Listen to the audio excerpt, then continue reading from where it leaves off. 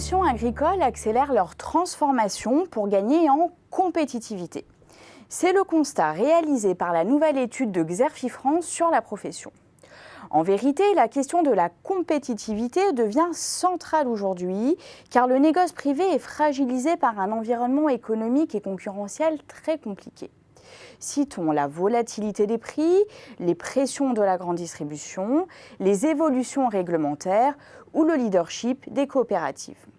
Totalisant 30% de la collecte de grains en France en 2016, le négoce privé est d'ailleurs appelé à perdre du terrain face aux coopératives selon les prévisions de nos experts. Un négoce privé dont les fondations apparaissent également fragiles. Le tissu économique, constitué majoritairement de TPE-PME familiales, se délite sous l'effet de la multiplication des faillites et des disparitions d'entités, faute de repreneurs. Nombreux sont aussi les négociants privés à passer sous pavillon coopératif. Ils constituent en effet des cibles de choix dans la course à la taille effrénée de ces grands groupements.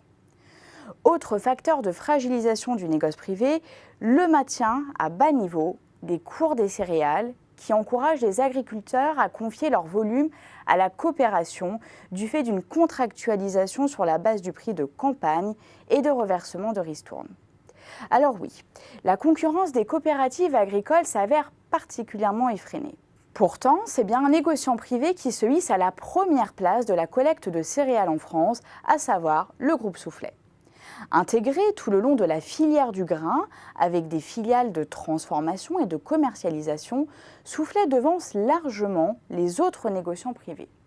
Il se place également devant une cohorte de coopératives agricoles, au premier rang desquelles les spécialistes des grandes cultures comme Axéréal, Vivessia, Advitam, mais aussi la coopérative polyvalente Terrena. Face à ces acteurs émergent de nouveaux modèles de distribution issus de la sphère numérique. Selon l'étude Xerfi-France, la e-distribution agricole bouscule les acteurs en place en proposant des appros, du conseil et la commercialisation de céréales via des plateformes en ligne.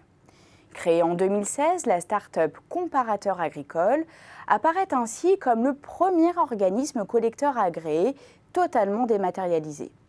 Le digital s'infiltre également au sein de toutes les autres composantes métiers des négociants. Bien sûr, il reste encore marginal, mais son potentiel de développement est réel, notamment auprès des petits exploitants plus réceptifs à l'argument prix au regard de leurs finances fragilisées. Les pressions concurrentielles s'accélèrent donc, mais les négociants privés n'ont pas dit leur dernier mot. Ces structures, notamment celles de petite taille à capitaux familiaux, s'engagent sur le terrain de la différenciation, de l'indépendance et de la proximité. Ils participent également, à leur niveau, au mouvement de structuration du secteur. Que ce soit via des fusions ou des partenariats avec des coopératives ou encore des acquisitions de sociétés privées, l'objectif consiste à gagner en pouvoir de négociation, à réaliser des économies d'échelle et à s'ouvrir aux marchés internationaux. Reste aux négociants à cultiver les liens de proximité avec les exploitants agricoles, car c'est indéniablement leur principal atout face aux coopératives.